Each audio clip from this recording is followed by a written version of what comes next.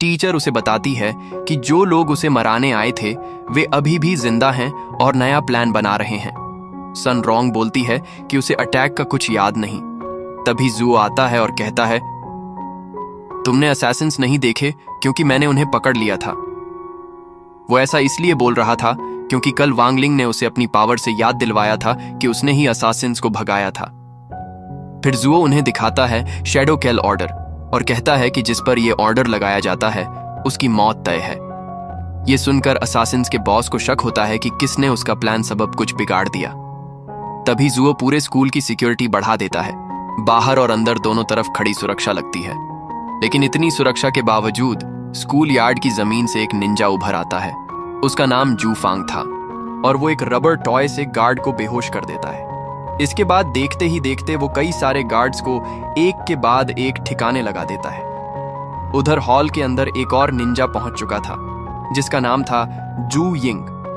वो सारे बॉडीगार्ड्स को खिड़कियों से बाहर फेंक देता है, लेकिन तभी वो एक चॉप अटैक को डॉज करता है और वो चॉप जब दीवार से टकराती है पूरी दीवार हिल जाती है।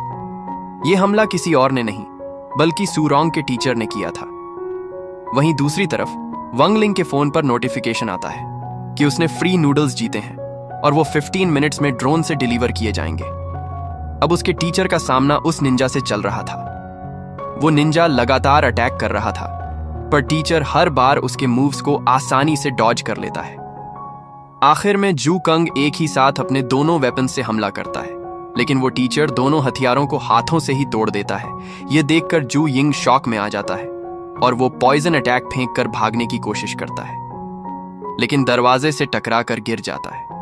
इधर बाहर वांग लिंग जैसे ही बाहर आता है, वहां जू फांग ने पहले ही बहुत सारे गार्ड्स को हरा दिया था, लेकिन तभी उसे सामने एक डॉग दिखाई देता है। वो उसके साथ खेलने की कोशिश करता है, पर तभी फ्रॉगी 2 उसे काट लेता है।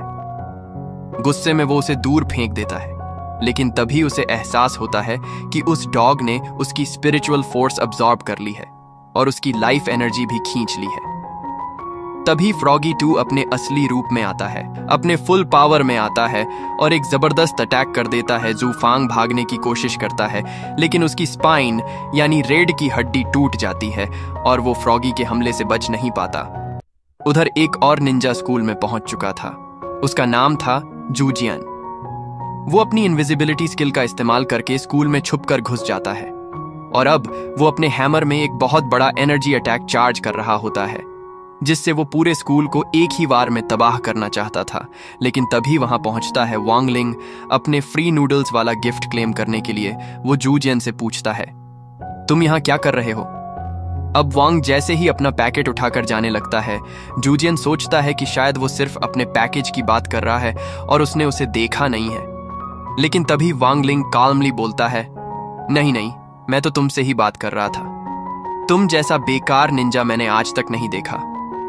ये सुनकर जूजियन गुस्से से भर जाता है और वो अपनी पूरी ताकत से वांग पर अटैक कर देता है, लेकिन वांग लिंग पर उसका कोई असर नहीं होता, बल्कि उल्टा उसका हैमर टूट जाता है और उसके इंटरनल ऑर्गन्स तक डैमेज हो जाते हैं। अब वांग लिंग उसे घसीट कर कहीं ले जा रहा होता है। तभी जू फांग वहां पहुंचता है और कहता है, मास्टर, मैं आपको इस बार नहीं भूलूंगा। लेकिन वांग लिंग इस बार उस पर एक न्यू स्पेल कास्ट करता है, जिससे जू फांग को लगता है कि उसने ही उस असैसिन को मार दिया। जब बाकी के स्टूडेंट्स वहां पहुंचते हैं तो वांग लिंग एक्टिंग करता है जैसे वो खुद घायल हो गया हो और जू फांग सबको बताता है हमले के दौरान वो घायल हुआ है और उसे डॉक्टर की जरूरत है। कई दिनों तक वांग लिंग बीमार होने का नाटक करता है और घर पर ही पड़ा रहता है। सन रोंग को उसकी बहुत चिंता होने लगती है, यहां तक कि उसके लिए एक हीलिंग मशीन भी भिजवा देती है। उधर उसकी मदर हर दिन उसके लिए खाना लेकर आती है और गुस्से में कहती है, कितने दिन तक ये एक्टिंग करते रहोगे? अब तो पूरे 10 दिन हो चुके हैं। तभी वांग लिंग के दोस्त घर आ जाते हैं और सूरोंग उसे एक भयानक सा इंजेक्शन देने लगती है ताकि वो जल्दी ठीक हो जाए। लेकिन वांग लिंग कहता है, रुको, मैं बिल्कुल ठीक हूं, और तुरंत ही बिस्तर से उठ खड़ा होता है। इसके बाद सब एक जगह बैठकर अपने स्पिरिचुअल पावर टेस्ट की तैयारी करने लगते हैं। सबसे पहले चेंचाओ आगे बढ़ता है और वो अपनी स्पिरिचुअल फोर्स को शरीर के बाहर एक चमकती हुई एनर्जी बॉल के रूप में बनाता है। हाओ कहता है, ये तो बिल्कुल एंट्रेंस एग्जाम जैसा ही है, तो फिर से ये टेस्ट क्यों कर रहे हैं? चेन समझाता है। ये टेस्ट हमारी स्पिरिचुअल कंट्रोल फोर्स का है, जिसे शरीर के बाहर विजुअलाइज करना बहुत मुश्किल होता है।